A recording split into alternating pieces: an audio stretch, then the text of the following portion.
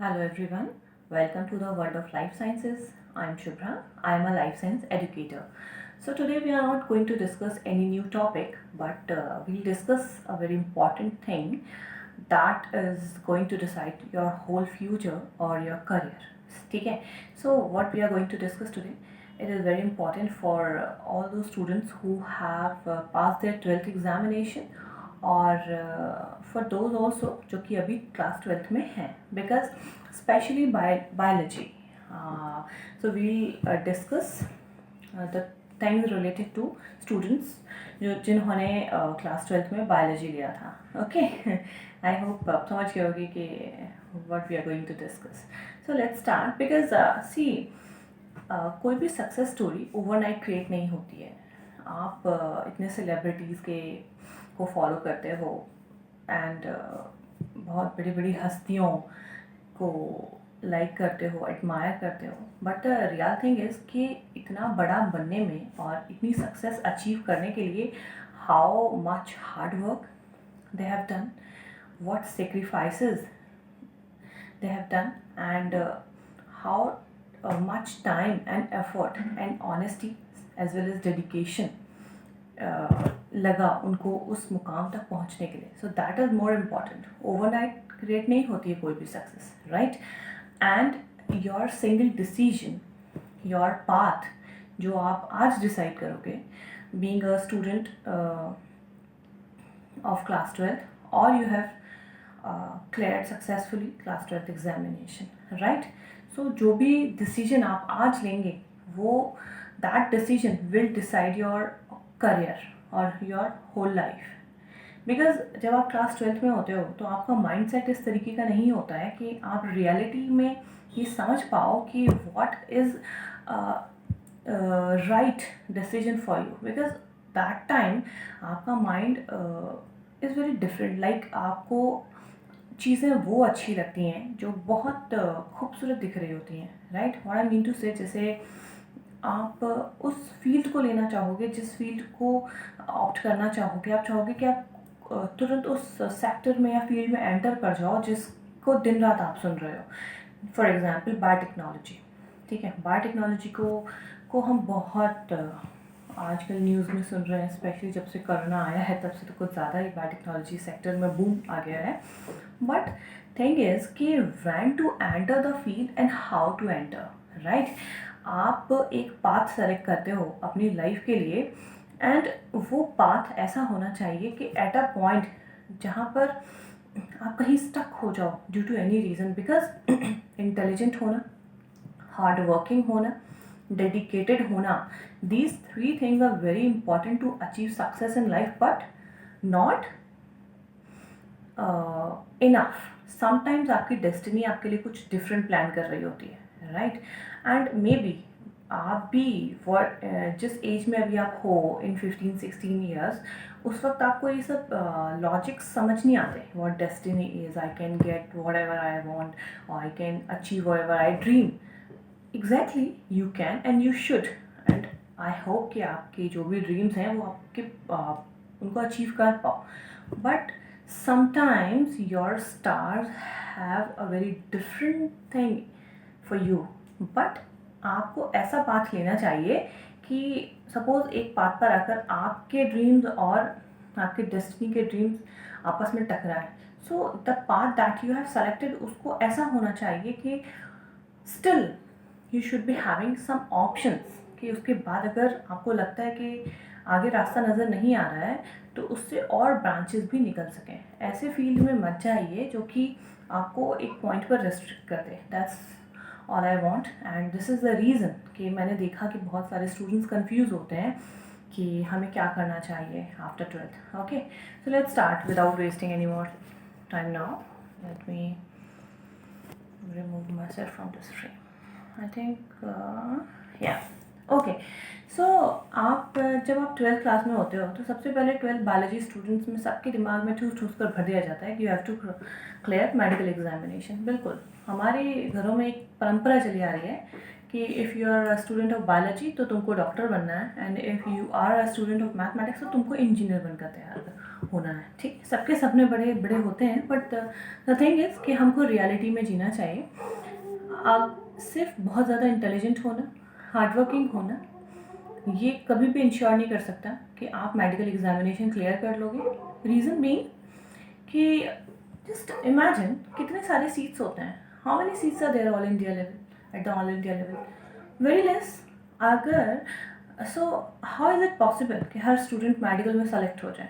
सो first condition है कि आप see here you can see आप बहुत इंटेलिजेंट हैं and you are very hard working and you got a very good luck, आपका फॉर्च्यून बड़ा अच्छा है, so finally you got selected in medical. तो बहुत अच्छी बात है, यहाँ पर कहानी ख़त्म होती है एंड आपकी एक नई लाइफ शुरू होती है। तो आप मेडिकल में एंटर करते हैं, but what if you did not get selected, then आप नॉन मेडिकल में जाना चाहोगे एंड उसके बाद आपके लिए क्या ऑप्शंस हैं वो हम यहाँ डिस्कस करने वाले हैं। ओके, सो सी, जब आप क्लास 12 के बाद ये डिसाइड करने के लिए निकलते हो कि मुझे अब क्या करना है, मुझे किस फील्ड में जाना है, so what options are there for you, वो मैं आपको यहाँ पर बताने वाली हूँ। इसके बाद अगर आपको कोई डाउट्स होते हैं, कुछ क्वेरीज होते हैं, तो please contact me, you can post your comment, ठीक है। सी, टू थिंग्स हैं, या तो आप BSc में जाइए, मीन सिंपल ग्रेजुएशन में जाइए, या फिर आप बैचलर ऑफ फिजियोथेरेपी में जा सकते हैं। दिस इज़ अ कोर्स जो कि फिजियोथेरेपी के लिए होता है, 4.5 ईयर्स का होता है। Then you can go with masters in physiotherapy, this is of 2 years. But इसमें बहुत कॉन्ट्रडिक्शन है, क्योंकि अगर हम बात करें रियल वैलिडिटी की, मान्यता की, तो अगर आप BPT एंड MPT करते हैं, of course physiotherapist is a doctor, but अगर आपको फुल डॉक्टरेट डिग्री चाहिए तो इनको करने के बाद आपको 3 ईयर्स का एक कोर्स होता है, वो करना होता है, ठीक है। बट स्टिल अगर आप BPT 4.5 ईयर्स एंड MPT कर लेते हैं तो आप एक अच्छे खासे फिजियोथेरेपिस्ट की तरह अपना करियर स्टेब्लिश कर सकते हैं। BPT के लिए there are number of examination, college level पर भी होते हैं, स्टेट लेवल पर भी होते हैं, बट डायरेक्ट एडमिशन बड़ी आसानी से हो जाता है BPT में, ठीक है। तो अगर if you have an interest, because this is very important कि आप जिस भी सेक्टर में जा रहे हो, whatever field you are opting, the most important thing कि you should love it, because if you want to give your best in any field, जो भी आप कर रहे हो, आप तभी कर पाओगे जबकि आप उसको दिल से करो। इट इज़ वेरी इंपॉर्टेंट, ठीक है। सो ये तो रहा BPT का ऑप्शन, फिजियोथेरेपी। इसके बाद हम बात करते हैं, अगर हम BPT में नहीं जा रहे हैं, we are going with graduation, तो ग्रेजुएशन में भी बहुत सारे ऑप्शन होते हैं। सी, पहली चीज़ है कि आप BSc सिंपल कर रहे हैं। सिंपल मीन्स जूलॉजी है, बॉटनी है and chemistry. So if you are opting zoology, botany and chemistry, so it is simple BSc here, ठीक है। दूसरी चीज़ आती है जो कि स्टूडेंट्स को बहुत अट्रैक्ट करती है, लाइफ साइंसेज। मीन्स अगर आप ऑप्ट कर रहे हैं कि BSc बायोटेक्नोलॉजी में करें, माइक्रोबायोलॉजी या बायोकेमिस्ट्री में करें, so this is a second option, right, biotechnology, microbiology and biochemistry. यहाँ पर this is the toughest decision that needs to be taken. See, पहले अपने माइंड में डिसाइड करिए कि क्या आप इतना डेडिकेटेड हैं कि आप बायोटेक्नोलॉजी से एट एनी पॉइंट, कितना भी स्ट्रगल करना पड़े, कितना भी मेहनत करना पड़े, आप स्टक रहेंगे बायोटेक्नोलॉजी में, means in the field of life sciences. Then only go with biotechnology at BSc level. I hope आप समझ पा रहे हो, मैं ये कह रही हूँ कि जब आप BSc में ऑप्ट करने की बात आती है कि whether to opt ZBC like zoology, botany, chemistry और लाइफ साइंसेज, तो उस वक्त आप बायोटेक्नोलॉजी अगर ऑप्ट कर रहे हो तो ये सोचकर ऑप्ट करिएगा कि आपको इसके बाद बायोटेक्नोलॉजी में ही रहना पड़ेगा in post graduation. I mean to say you can change any time, but अगर आप माइक्रोबायोलॉजी, बायोकेमिस्ट्री की बात कर रहे हो तो in any way biotechnology is much better than microbiology and biochemistry. ये मेरा पर्सनल सजेशन है, ओके। सो बट अगर आप BSc लेवल पर जूलॉजी, बॉटनी, केमिस्ट्री के साथ जाते हो तो फ़ायदा ये होगा कि आपके पास बहुत सारे ऑप्शंस रहेंगे, राइट। क्यों रहेंगे? Let me explain it further.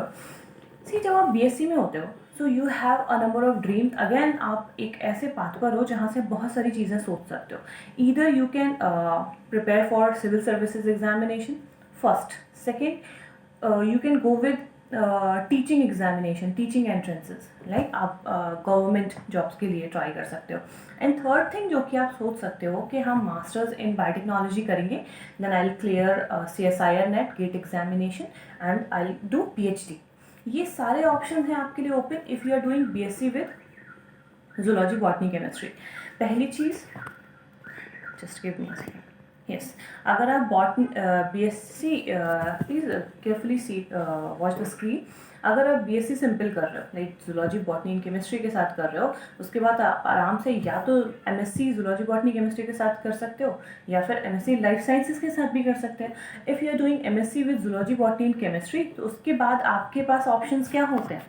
आप आराम से B.Ed एंड TET निकालिए, स्टेट TET या फिर सेंट्रल TET, और टीचिंग एग्जामिनेशन के लिए प्रिपेयर करिए. ये एक ऑप्शन हुआ if you are doing BSc GBC, then MSc GBC and B.Ed and C.Tet. ये एक ऑप्शन है उनके लिए जो कि गवर्नमेंट में टीचिंग एग्जाम के लिए सोच रहे हैं. ठीक है, बड़ा सिंपल सी चीज़ है, करते रहो, पढ़ते रहो आराम से, कंसिस्टेंटली, और जब भी वैकेंसी निकलती है आप अप्लाई कर सकते हो. एंड एग्ज़ाम होता है, again you need to prepare well. ठीक है, because competition is very high everywhere.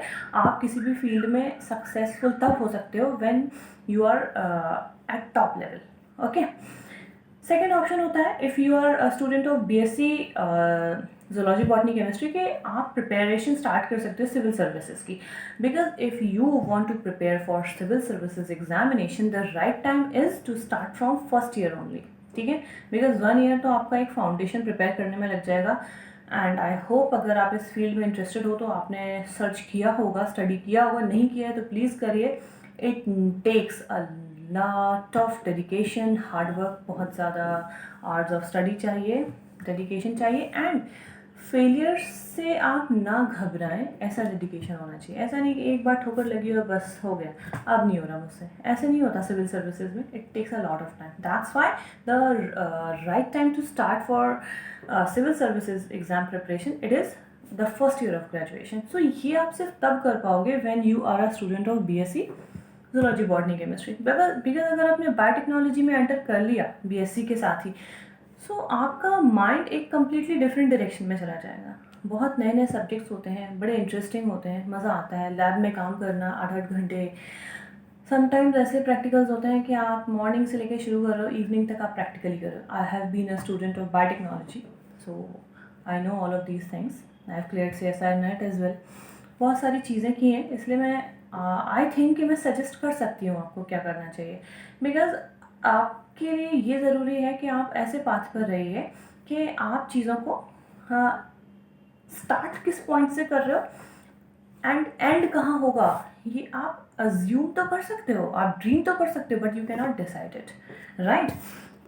दूसरी चीज़ आती है कि अगर आपने BSc बायोटेक्नोलॉजी से किया, उसके बाद आप क्या कर सकते हो.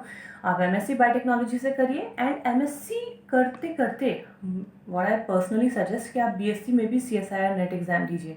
उससे एक्सपीरियंस आता है, आपको क्वेश्चन पेपर सॉल्व करने का तरीका आता है, क्वेश्चंस किस तरीके के आ रहे हैं वो समझ में आता है.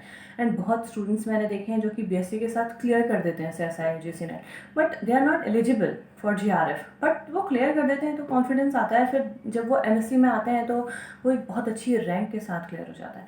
सो अगर आपने CSIR UGC नेट क्लियर कर लिया MSc ख़त्म होते होते, तो देन आप अगर JRF क्लियर होना चाहिए, उसके बाद रिक्रूटमेंट्स होते हैं, you can apply in different institutions for PhD.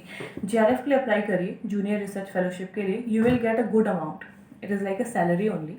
आप एक अच्छा स्टाइपेंड लेते हो एंड आपकी PhD चलती है 2-3 years. It depends on your subject as well as on your efforts, your dedication, कि आप कितने टाइम में ख़त्म कर रहे हो. बायोटेक्नोलॉजी में अगर आप एंटर कर रहे हो तो स्कोप इंडिया से ज़्यादा अब्रॉड में है.